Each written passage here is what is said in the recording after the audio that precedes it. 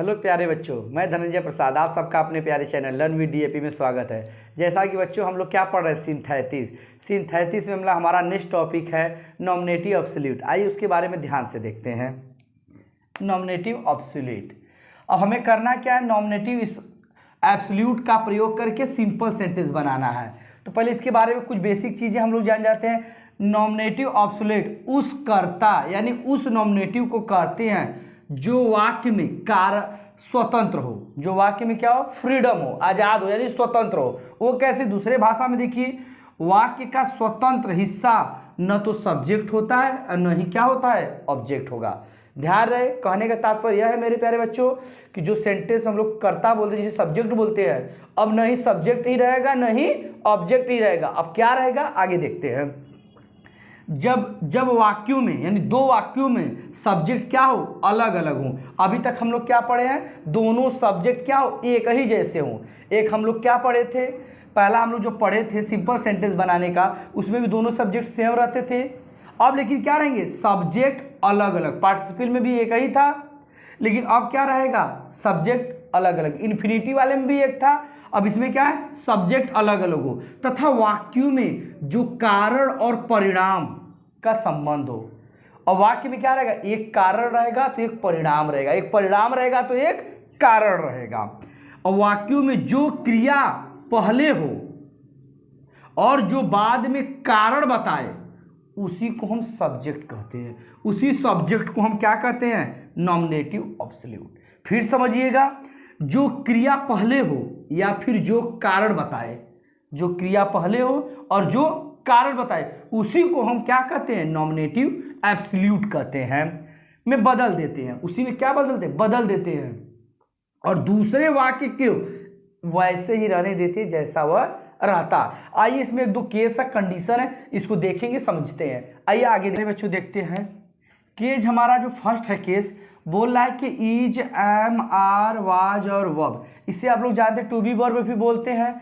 यदि वाक्य में दिए हों, यदि वाक्य में क्या हो, दिए हों, तो इन्हें क्या करते हैं, हम हटाकर सब्जेक्ट बीन का प्रयोग करते हैं। क्या करते हैं, सब्जेक्ट बीन का प्रयोग करते हैं। ये देखते हैं कैसे दिया, the picture was interesting, we enjoyed it very much. तो यहाँ पे देखिए वाज दिया है, आप इन्हें क्या करेंगे, हटा देंगे, तो लिखेंगे द पिक्चर, ये हमारा सब्जेक्ट हो गया।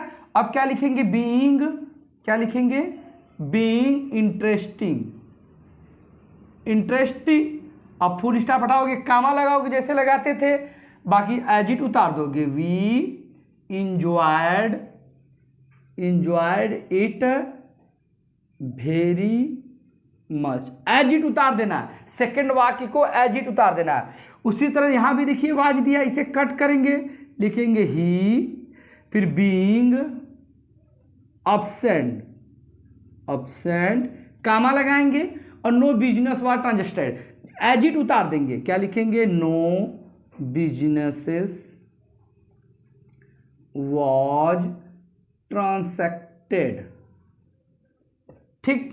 आइए दूसरा केस देखते हैं हमारे प्यारे बच्चों।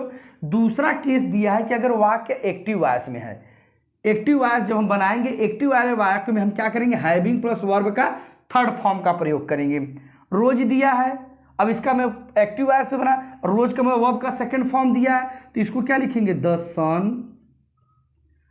अब क्या लिखना है, ध्यान देखिए, हैविंग लिखेंगे, हैविंग, और रोज का थर्ड फॉर्म राइजेन, क्या हो जाएगा, राइजेन, राइजेन हो गया।